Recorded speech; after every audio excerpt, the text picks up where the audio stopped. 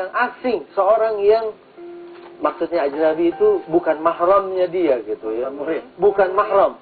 Sebetulnya muhrim itu bahasa yang salah kaprah sebenarnya. Salah ya? Karena muhrim itu adalah orang yang sedang berihram, namanya muhrim.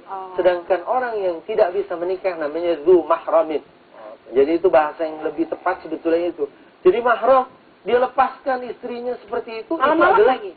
Iya, itu adalah sebuah kesalahan yang harus ditebus dengan ya sesuatu yang akhirnya sekarang seperti ini, itu Mas Heri. Apa saya boleh minta cerai sama suami saya kalau aku seperti ini, Pak Ustaz? Saya udah nggak tahan lagi. Ya, di sini emang sangat susah gitu ya. Sebab cerai itu kan memang abghadul halal, artinya perbuatan halal yang daripada hari ya sejauh mungkin mestinya dihindari. Sebagai seorang yang mengarahkan orang kepada kebenaran, saya tidak harus segera mengatakan sebaiknya cerai. Tapi kalau memang sudah tidak ada jalan lagi dan nggak tahan lagi dalam kondisi yang seperti ini, justru agama menjadikan ini sebagai solusi. Kalau memang tersiksa dan nggak bisa lagi dirubah, apalagi kalau kemudian tidak merasa bahwa dia telah melakukan satu penyimpangan, telah melakukan satu kesalahan. Ya, dalam hal ini setelah mungkin nasihat-nasihat dari advisor juga sudah tidak lagi, ya maka jalan berikutnya adalah disampaikan.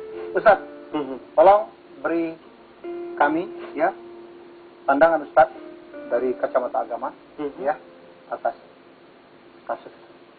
Ya, kasus ini pertamanya memang minta tolong oke. Ya kan? Dan tadi saya sampaikan ta'awun memang sesuatu yang dianjurkan dalam al-Islam. Walaupun istri tidak sama sekali wajib untuk memberikan nafkah atau mencari nafkah. Tidak, sunnah pun tidak. Sama sekali tidak wajib.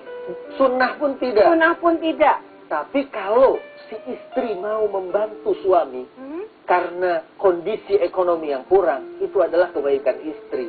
Jadi awalnya seperti itu. Atas dasar kebaikan, tidak ada wajib.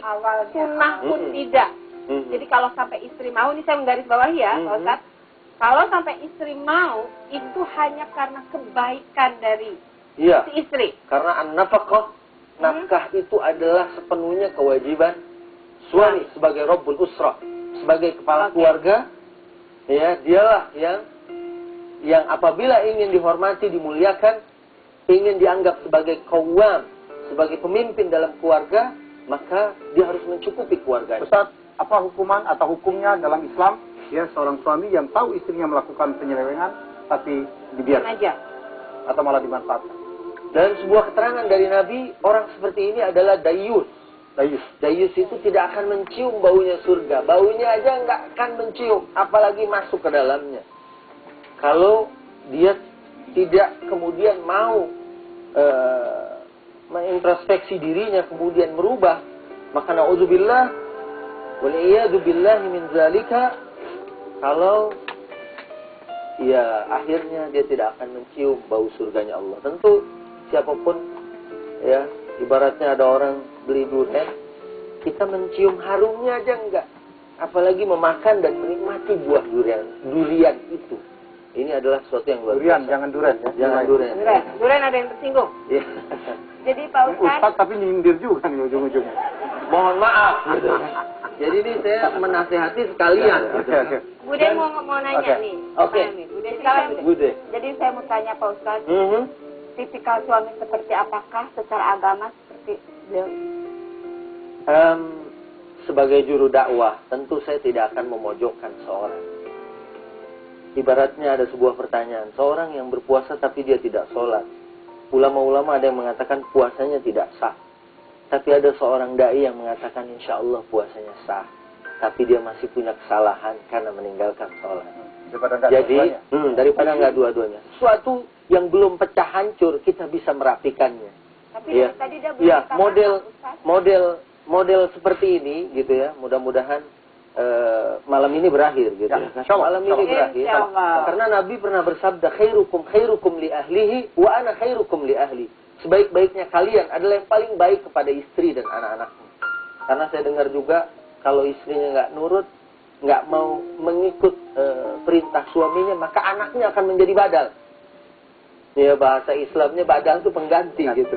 Akan menjadi pengganti. Ini kan sesuatu yang luar biasa. Walaupun itu misalnya bukan anak kandung. Apalagi kalau itu adalah anak kandung. Ya kan? Ini Semoga itu karena emosi aja. mudah-mudahan itu karena aja, emosi. ternyata. Cuman Dan ancaman. mudah-mudahan ini kemudian bisa mengaca kepada Rasulullah SAW dan para sahabatnya dalam berkeluarga. Oke Ustaz. Terima kasih. Ku hanya